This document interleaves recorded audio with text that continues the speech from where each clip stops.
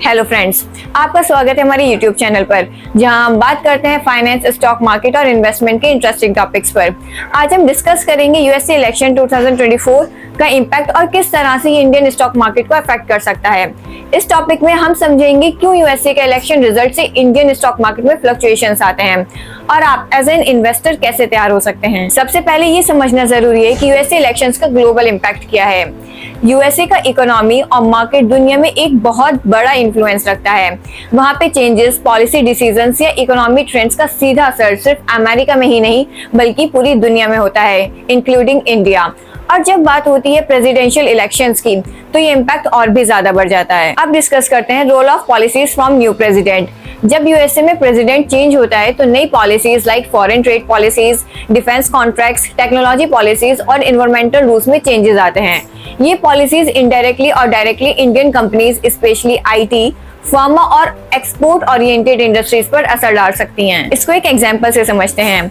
अगर नए US president Indian companies के लिए कुछ स्ट्रिक्ट ट्रेड रूल्स इंट्रोड्यूस करते हैं या वीजा पॉलिसीज में चेंजेस लाते हैं तो इंडियन आईटी कंपनीज पे इसका नेगेटिव इम्पैक्ट हो सकता है।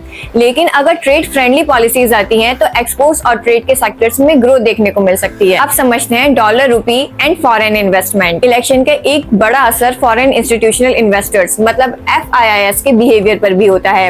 अगर इलेक्शंस में इंटरेस्ट रेट्स बढ़ते हैं तो FIIs जो पैसा इंडिया में लगाते हैं वो निकाल के वापस यूएस मार्केट्स में इन्वेस्ट करना शुरू कर सकते हैं।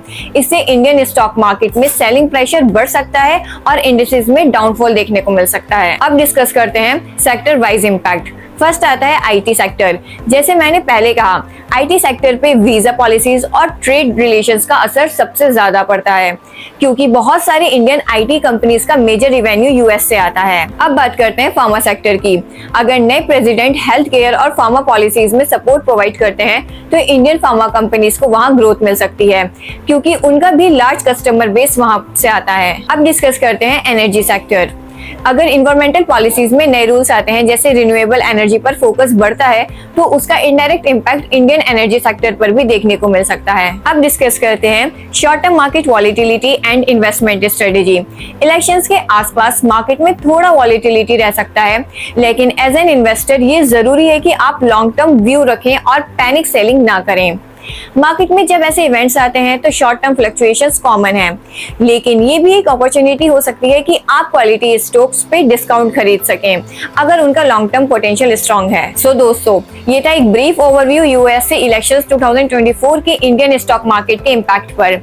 हर इलेक्शन एक नई पॉलिसी और नई चेंजेस के साथ आता है और आपको बस ये समझना है कि शॉर्ट टर्म में मार्केट का रिएक्शन देखने को मिल सकता है, लेकिन अगर आपका पोर्टफोलियो स्ट्रॉन्ग स्टॉक्स पर बेस्ड है और आपका व्यू लॉन्ग टर्म है, आपको ज्यादा टेंशन लेने की जरूरत नहीं है। अगर आपको ये वीडियो पसंद आई है तो प्लीज लाइक करें और सब्सक्राइब करें और नीचे कमेंट्स में बताएं कि आपका क्या व्यू है इस बार के यूएसए इलेक्शंस पर। Thank you for watching.